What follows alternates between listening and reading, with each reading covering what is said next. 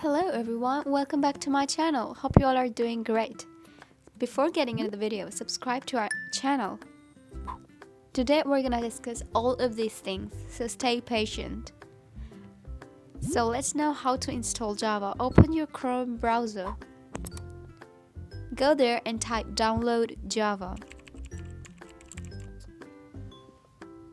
Here you'll see, according to your operating system, as I'm using Linux, so download Java for Linux. You'll get a page like this. Choose the link that you want to download according to the requirements and extract that file and run it.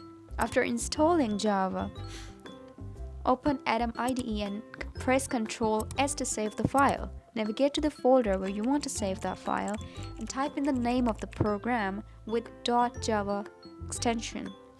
As you can see here, we have only one file in this folder at the moment.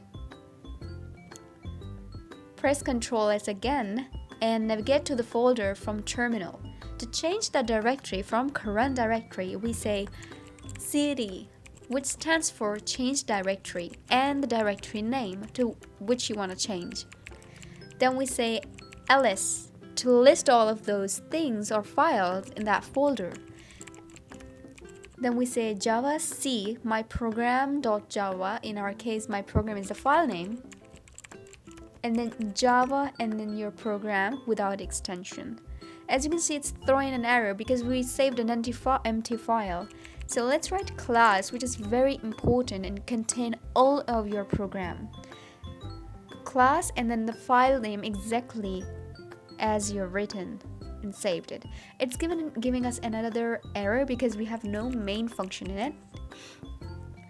Remember that class and main function both should be public so that we can access them from the terminal. Public static void main strings and arguments. And then a curly bracket inside of the class. If you don't understand this, watch my previous video where I specifically told and explained. Give me a moment. Okay, we have two files now, .class file as well. So to run it, we say Java and the program name without the extension. Let's know hello world program, how to write your first program. To print something onto the console, we say system.out.println, which is line, and curly parentheses and a semicolon with the text. Java C means you're compiling, and then this means that you're running. There you go, your first program. Okay, I'm gonna teach you a little bit more. Don't worry, it's easy. Let's know how can you store some data into variables so that you can repeat those easily instead of writing hello world again and again or any message. So to store a string, we use the variable name string. It's an object or whatever. So capital S and then the variable name, then a semicolon. Then that variable name, which is message, and then your message in, which is a string with quotation marks and then a semicolon.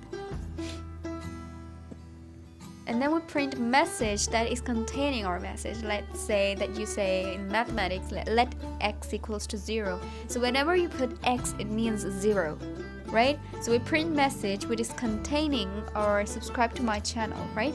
This is called declaration and initialization. Hope you got the concept. See you. Thanks for watching.